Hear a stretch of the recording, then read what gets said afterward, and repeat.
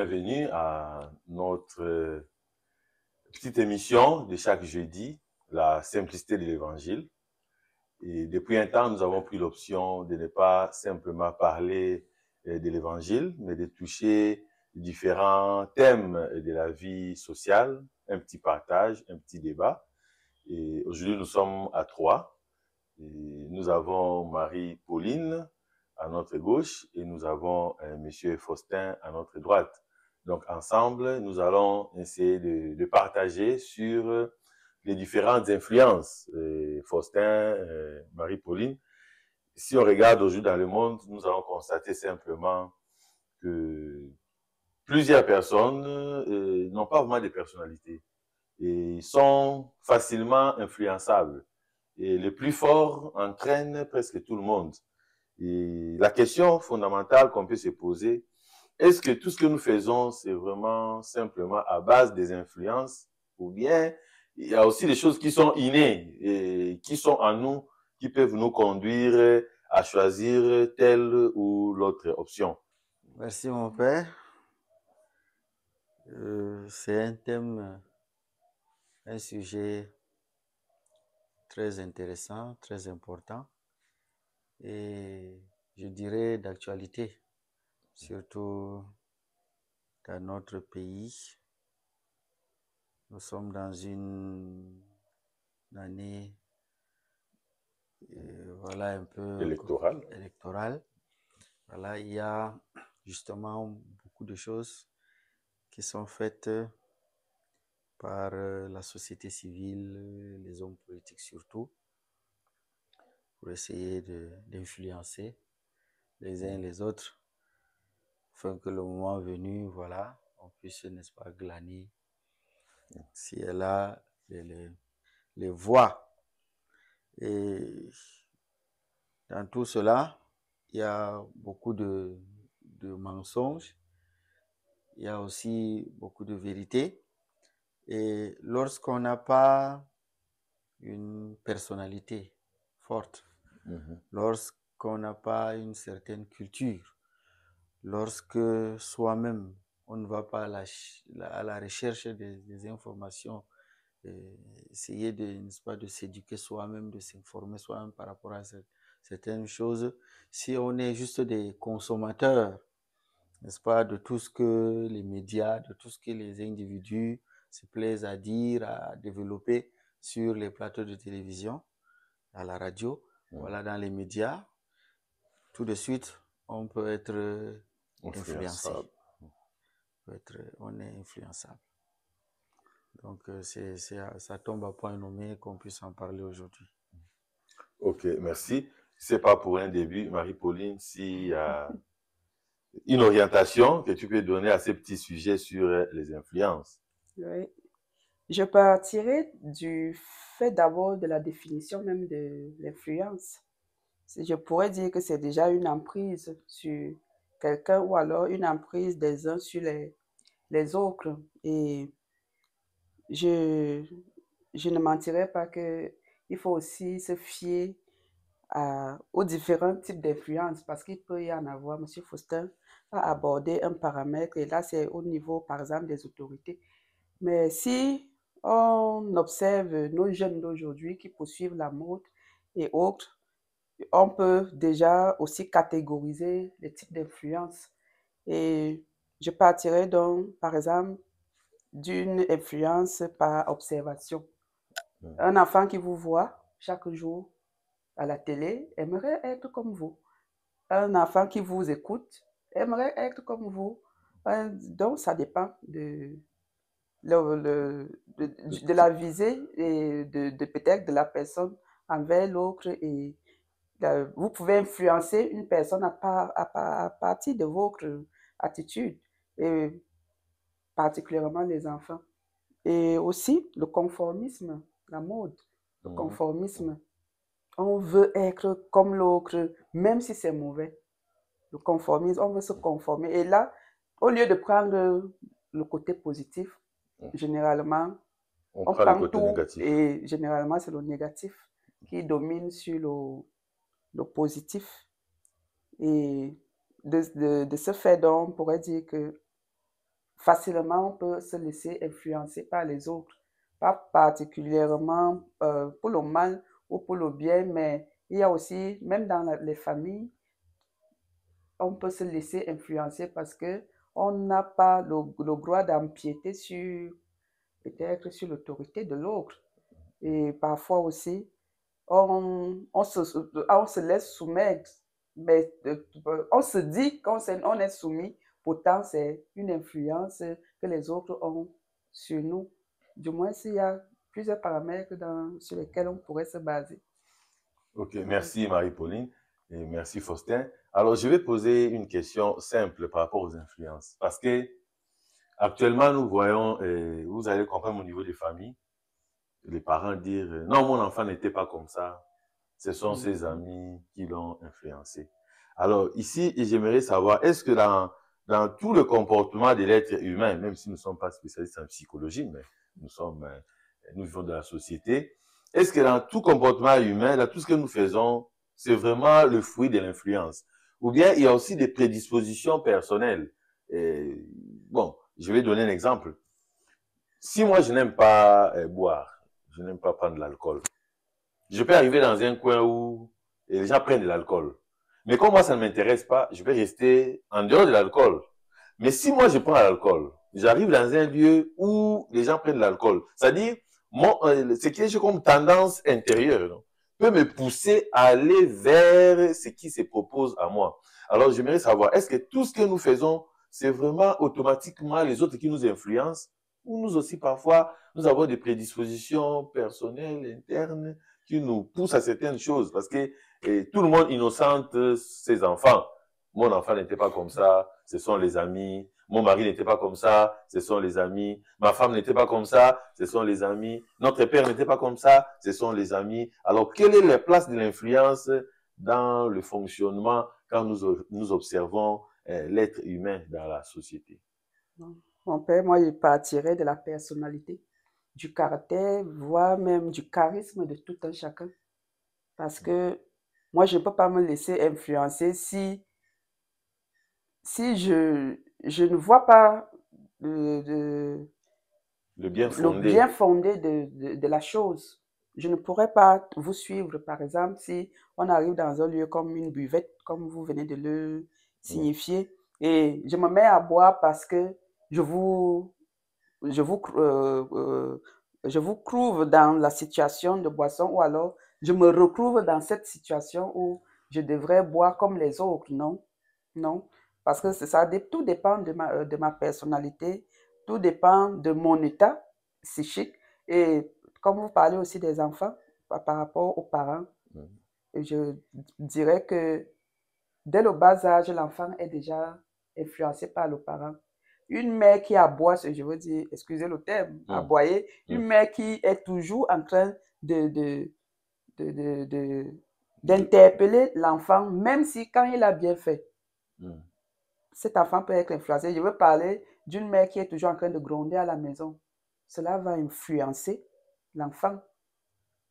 Parfois, ce n'est pas négatif, c'est pas négativement, mais par exemple, la façon de parler, l'enfant sera toujours peut-être en train de vouloir parler aussi en grondant, ou parfois la douceur que vous allez aussi avoir envers l'enfant va aussi l'orienter vers la douceur aussi.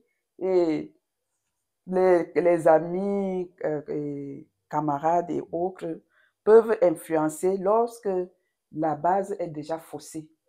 Ça, c'est mon interprétation que je pourrais dire de la chose, parce que tout vient, ou tout part de l'éducation à la maison, du comportement à la maison. Et je pourrais dire donc que parfois on se laisse influencer, pas parce qu'on veut, mais la nature nous y entraîne. Mais parfois aussi, ce sont les gens qui sont autour de nous, mais surtout, beaucoup de fois, c'est nous-mêmes, parce que parfois on perd notre personnalité. Ok, merci Marie-Pauline. C'est pas Faustin par rapport à cela. Oui, en fait, je vais embrayer justement sur la personnalité. De la personnalité. Et tout ce qui les voies que nous choisissons, c'est pas forcément que c'est les autres. Parfois, comme vous l'avez dit, c'est des prédispositions. Et voilà, et chacun, en fait, est libre. Bon, ces choses, en fait, viennent comme des propositions que nous sommes libres d'accepter ou de refuser. Donc maintenant, si nous venons à accepter, ça veut dire que c'est de notre propre gré. Donc, quelque part, on a notre part de responsabilité. Lorsque nous nous laissons influencer, par exemple, si on prend une voie qui est proposée par quelqu'un d'autre. Donc, et tout ça, c'est en fait le fruit de la personnalité au départ. Comment on a été éduqué, ainsi de suite. Voilà, à la base, ça compte beaucoup. Pour un enfant à la maison qui n'a pas, par exemple, il n'y a pas de modèle que le parent donne à l'enfant. Alors, maintenant, il va prendre pour modèle ce qui se propose à l'extérieur, dehors. C'est ça qu'il va copier. Et puis, il y a aussi que certaines influences sont vraiment sont faites à dessein. C'est-à-dire, c'est pas de manière fortuite ou bien de manière innocente. C'est-à-dire, ces gens, par exemple, il y a des influenceurs il y en a qui ont pour métier influenceur de nos jours. Donc, ils gagnent leur vie avec ça. Et puis, il y en a qui les utilisent justement pour atteindre des objectifs bien précis. Voilà. Donc, il y a aussi ça que, voilà, parfois, on se retrouve dans un milieu où vraiment, à longueur de journée, voilà, on fait une sorte de propagande pour amener tout le monde sur une certaine voie. Donc, à ce moment-là, lorsqu'on n'est pas vraiment, on n'a pas de base solide, on peut être facilement emporté et désorienté. Donc, le tout, c'est vraiment avoir une forte personnalité au départ. C'est vrai. Merci. Donc, nous comprenons par là que le milieu peut influencer, la société peut influencer. Cela dépend maintenant de la personnalité de tout un chacun. Voilà pourquoi nous devons savoir choisir les milieux à fréquenter, les personnes à fréquenter, parce qu'ils peuvent avoir de l'influence sur nous, même au niveau religieux, même au niveau social, même au niveau politique. Il y a toujours des influences. Et voilà pourquoi il est toujours important pour les enfants de leur donner cette éducation qui donne la personnalité, comme l'a dit Marie-Pauline, un certain charisme, une manière de faire qui est vraiment propre. Mais ici, j'aimerais poser une autre question très simple. Nous sommes dans les milieux professionnels, nous sommes à l'église, voilà, nous sommes dans différents groupes, nous sommes enseignants, nous sommes fonctionnaires. Dans votre milieu de travail, comment vous arrivez à détecter qu'un collègue ou une collègue est vraiment influençable, qui présente les signes de l'influençabilité? Mon père, peut-être il faut rentrer aussi à la base du fait que l'influence n'est pas toujours négative. Il y a des bonnes influences et des mauvaises aussi. Alors, pour moi, si parmi mes collègues ou amis, il y a le comportement qui compte pour beaucoup. Je peux déjà partir du caractère ou du comportement de la personne. Si la personne a du mal à s'exprimer, par exemple, je peux me dire qu'il sera difficile pour la personne de me dire la vérité, par exemple, parce que la personne sera introvertie et ne pourra pas vraiment, du moins va camoufler ou alors sera à la fin même hypocrite envers moi. Or, une personne qui a aussi le dynamisme, cette facilité à s'exprimer et à dire la vérité peut aussi m'influencer, enfin du moins à travers le comportement de la personne. Je peux aussi tenter de suivre la personne selon du moins soit les objectifs à atteindre, soit du moins la situation dans laquelle je me retrouve. Et pour dire comment détecter une personne influençable, je pourrais dire que généralement, ce sont les gens qui sont faibles d'esprit qu'on influence aussi facilement. Parce que lorsqu'on sait que Marie-Pauline a un fort caractère, elle est toujours en train par exemple, de dire haut ce que les autres disent bas, vous voyez que automatiquement, parfois certains vont cacher leur véritable visage lorsque je suis là parce qu'ils savent que je vais dire ce que je vais révéler certaines choses que et là c'est une forme d'influence aussi que je peux donc avoir l'influence sur les autres, mais comment détecter, c'est très difficile parfois. Nous avons des caméléons qui changent d'aspect d'un moment à l'autre. C'est ça justement être influençable, c'est-à-dire il prend l'aspect de la situation. Et oui. Là où il se trouve, et comment le cadre est là. Et moi-même, j'ai vu de ces personnes, tu lui poses même la question, tu supportes quelle équipe de football? Il n'a aucune équipe. Mais dès que vous suivez le match, l'équipe, voilà. Il est du côté, il change de côté d'un moment à l'autre. Tu prends quelle bière, il ne connaît même pas son goût. Hein? Voilà. Et c'est la même chose parce que vous vous retrouvez entre collègues, il a une facette. Mais dès lors que vous sortez de là, c'est une autre facette que vous découvrez de la personne. Ça, c'est vrai. Merci, Marie-Pauline. Oui, vous voyez, je ne sais pas si c'est dimanche dernier, il y a une lecture où on évoquait la parole. Alors, c'est à travers les paroles d'un homme qu'on pourrait... Livre de la Gêne, de Ben Sirac le Sage. Comment détecter les vrais amis. Il faut, pour que voir si quelqu'un est vraiment ton ami, il faut le laisser parler. Il faut le laisser parler. Oui. Alors, donc, je pense que c'est une voie aussi pour savoir si quelqu'un est influençable ou pas, tout ça. Donc, c'est difficile lorsque on a en face de soi quelqu'un qui ne parle pas, qui ne dit rien, qui n'exprime pas ses opinions, en tout cas ses émotions, ses sentiments. C'est difficile. Alors, je pense c'est la voie idéale pour moi. Quand quelqu'un s'exprime, alors il dit des choses, il réagit. À ce moment-là, on peut savoir comment faire déjà si on veut l'influencer, sur quel aspect le prendre, ainsi de suite. Le connaître même déjà. Parce que pour influencer quelqu'un, il faut le connaître. Parce que si quelqu'un, vous ne le connaissez pas, vous ne le cernez pas, c'est difficile de l'influencer. Donc voilà, c'est à travers aussi les échanges. Et merci, et c'est vrai, mais il y a aussi plusieurs vices, plusieurs défauts qui nous rendent vraiment influençables. Par exemple, l'amour du matériel, l'amour de l'argent. Et quand on veut paraître, quand on veut montrer aux autres ce que l'on n'est pas, comme Marie peut dire d'être caméléon. C'est-à-dire quand on est hypocrite. À un moment donné, on est ensemble, on prend des décisions, mais comme on est tellement influençable, quand on sort de la réunion, de la rencontre, je prends une autre option. Et ici, je suis en train de voir même les conséquences du fait d'être influençable. Vous savez, quand on est trop influençable, à la fin, on joue à la victime. On se dit toujours innocent. Comme on est influençable, non, moi, je ne voulais pas. D'ailleurs, moi, j'avais dit non. D'ailleurs, je n'étais pas avec eux. D'ailleurs, je ne suis même pas au courant. D'ailleurs, je dormais. C'est la femme que tu m'as donnée. Oui, c'est ça. C'est la femme que tu m'as donnée, c'est l'autre. Hein, et c'est ça, justement. Quand on est tellement influençable, on perd le pédale et on se met à accuser les autres. Mais ici, j'ai une question aussi simple. Qu'est-ce que nous devons faire? Parce que parfois, il y a déjà des villes qui sont créées déjà par l'éducation. Hein. Comme me disait encore ma mère, il y a de ces choses qu'on a perdues avant l'âge de 7 ans.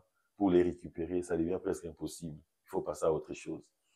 Et peut-être qu'avant l'âge de 7 ans, on n'a pas eu la chance de recevoir cette éducation de la personnalité, cette éducation du charisme, du style, d'avoir une manière de faire. Mais maintenant, on a grandi, on est adulte. On se retrouve au travail. Quelles sont les tactiques ou bien les méthodes? Qu'est-ce qu'il faut faire pour ne pas être vraiment influençable? Je ne sais pas si vous avez un conseil, 2, 3, 4, 5 pour aider nos frères, nos sœurs, nous-mêmes à ne pas être influençables parce que on peut arriver à un moment donné, on sent qu'on est vraiment trop influençable. Mais il faut prendre la décision. Bon, ça, c'est la première réponse, c'est la décision. Mais quels sont encore d'autres éléments qui peuvent nous aider à ne pas être influençable et à garder notre personnalité? Bon, me concernant particulièrement, je dirais que il faut d'abord savoir ce qu'on veut et savoir qui on est.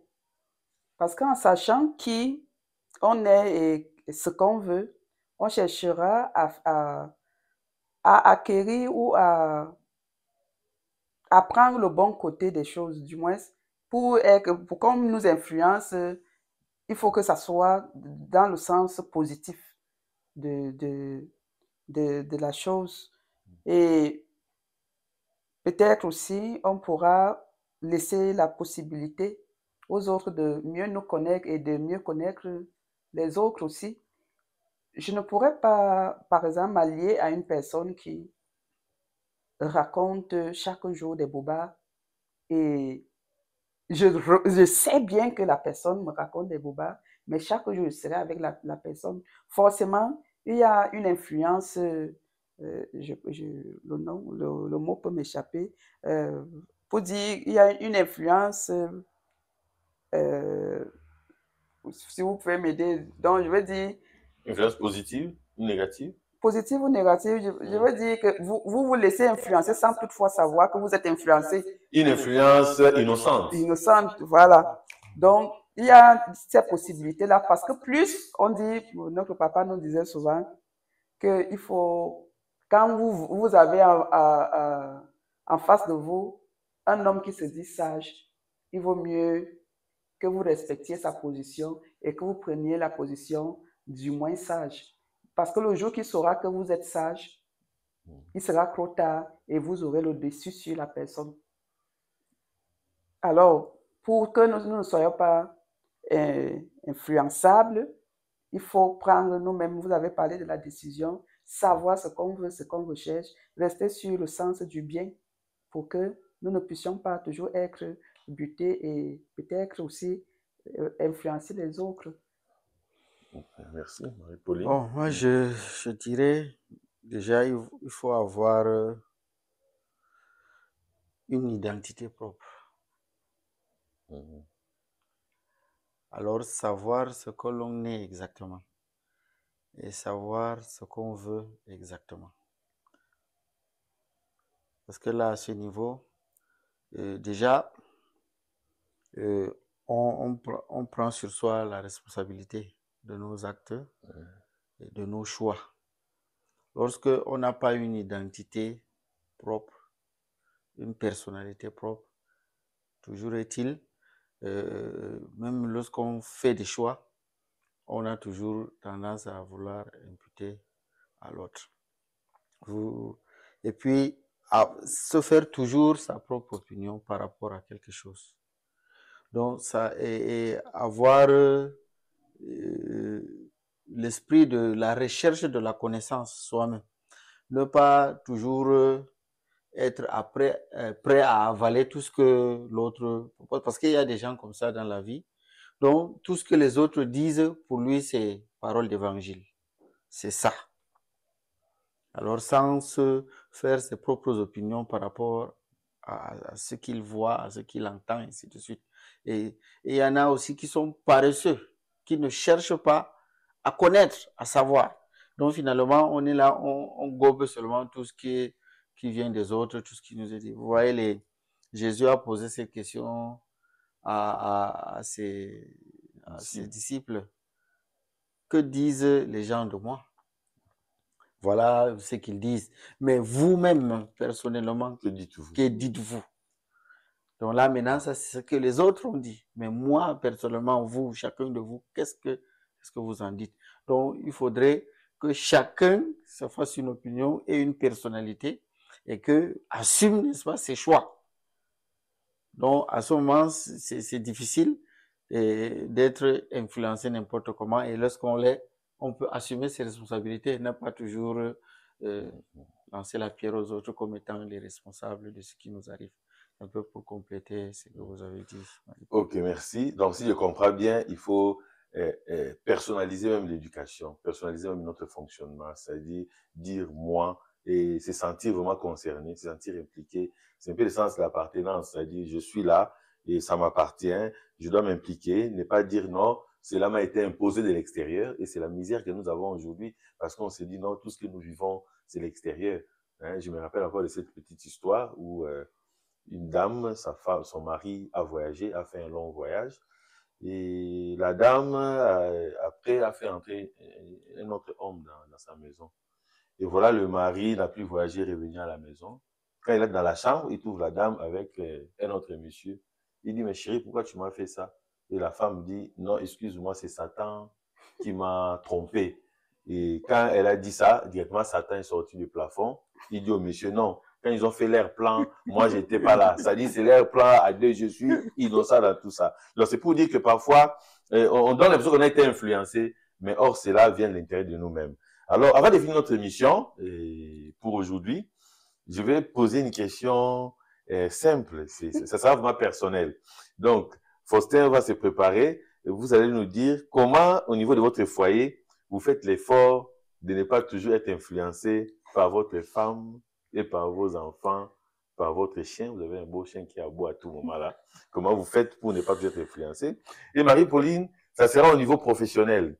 Comment vous faites l'effort de ne pas être influencé par les proviseurs, par les enseignants, les surveillants, par les élèves? Comment vous faites? Quelles sont les tactiques qui peuvent aussi nous aider? Je ne sais pas, on commence par Faustin, on commence par Marie-Pauline pour finir. Donc, voilà.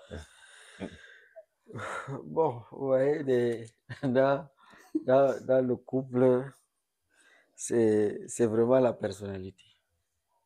C'est vraiment la personnalité. Lorsque vous êtes un père de famille et vous n'avez pas de personnalité et vous ne savez pas exactement ce que vous voulez, alors ça, c'est mal embarqué. Et non seulement pour vous-même, mais pour tout le reste de la famille.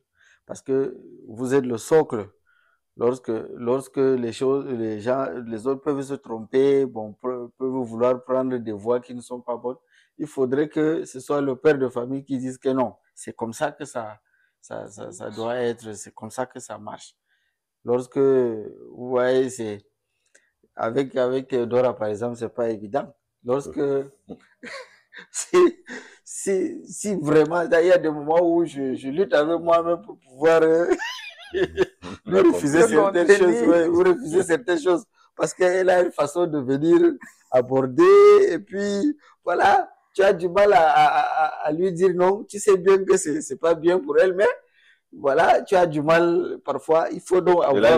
Elle a les arguments. Elle a les arguments, donc, il faut vraiment avoir de la personnalité, et puis savoir où on va, et je pense que c'est le Christ qui doit être le modèle. Lorsqu'il faut prendre des choix dans la vie, pour la vie de couple, il faut que ce soit à la lumière de l'évangile du Christ. Okay. Merci. Merci Faustin. Et Marie-Pauline, par rapport à la vie professionnelle? Oh, mon père, c'est difficile. Parce que la vie professionnelle est un peu comme si on était dans la jungle. Nous sommes de divers horizons et on se retrouve dans un cadre qui nous impose parfois, qui nous impose un certain comportement. Alors, moi, je dirais que pour ne pas me laisser influencer, je commencerai par le respect. Je respecte d'abord tous ceux qui sont autour de moi, petits comme grands. Je le dis souvent, même à mes élèves, le respect, il est mutuel. Pour que ils ne m'influencent pas parce qu'ils sont des fins psychologues, ces enfants. Ils peuvent facilement te laisser baisser par leur désordre ou encore même te dérouter, tout comme les collègues aussi. Et aussi, je pourrais dire que je reste dans le cadre du bien. Je fais tout pour faire le bien autour de moi et rester sur le cadre de ce bien-là. Beaucoup aussi, j'essaie d'écouter les autres. J'écoute les autres et je respecte leur point de vue. Je respecte leur point de vue, mais tout en m'exprimant. Si ici, quand il le faut, bien sûr, quand il le faut. Mais si je n'ai pas dit, je respecte ton point de vue et je peux comprendre qu'on peut avoir des points de vue différents et vivre ensemble. Je prône donc beaucoup plus le vivre ensemble autour de moi parce que souvent, au départ, je disais qu'il y a l'éducation familiale qui entre en jeu lorsqu'on se retrouve aussi, étant, je veux dire, on se retrouve au milieu professionnel, en milieu professionnel dans la société. Cette éducation, on a généralement l'impression qu'elle n'a pas de place ou alors elle a perdu une certaine valeur, est plutôt une arme très forte pour certains d'entre nous parce que, comme le papa nous le disait aussi souvent, que lorsque on arrive dans un milieu, on doit faire de ce milieu notre paradis. L'autre est comme moi et je peux aussi être comme l'autre. Alors, il faut prôner le vivre ensemble parce que il n'est pas évident d'accepter l'autre tel qu'il est. Et également, par ma façon d'être, par le travail aussi, parce que lorsque je parle, vous m'avez demandé, je suis au milieu professionnel. Oui. Lorsque on sait que vous travaillez bien, ou du moins que vous êtes un travailleur, on ne pourra pas vous faire du n'importe quoi. On ne pourra que vous respecter et même vous donner votre place. Vous gagnez votre place d'office. Mais lorsqu'on sait que vous êtes un paresseux, que vous êtes toujours en train de jongler, que vous êtes toujours en train Un jongleur. Oui, là, il y a problème. Vous serez influencé et voire même influençable à tous les niveaux. Il faut d'abord être soi-même un bon travailleur au niveau professionnel. Vous imprégner sur les autres sans qu'ils ne le sachent même. Parce que le travail fera de vous une personne respectable et vraiment qu'on craindra même à la limite. Parce que parfois, je vais encore prendre un petit exemple où un collègue peut avoir honte de venir vous dire que je ne comprends pas telle notion. Est-ce que vous pouvez m'aider? Par exemple, vous voyez que c'est un peu humiliant pour certains de se rapprocher de celui-là qui peut l'aider. Pourtant, nous sommes tous faillis. Nul ne détient le monopole du savoir. Et alors, en allant vers le collègue, moi, je n'ai pas de problème. L'humilité précède la gloire, dit-on. Alors, voilà autant de choses qui ne peuvent pas... Parce que là, on connaît ma position. Ils savent, les collègues savent que quand elle travaille, ou alors quand je travaille, s'il y a des erreurs, je ne peux pas t'humilier devant les autres. Je viendrai vers toi te présenter que voici, à tel niveau ou à tel autre, il y a erreur. Alors, au milieu professionnel, particulièrement, voilà ce que je peux dire, être un bon travailleur, respecter les autres, respecter la vie des autres, les écouter et prôner le vivre ensemble parce que parfois, lorsqu'il y a déjà des discriminations, cela crée aussi beaucoup d'influence. Je me retrouve par exemple dans une zone où je ne comprends pas une langue. Vous êtes nous sommes croix et je prends ça, c'est un exemple, mon père, je ne dis pas que vous le faites, Non, mais vous comprenez la langue de Faustin, vous comprenez, moi je ne vous comprends pas.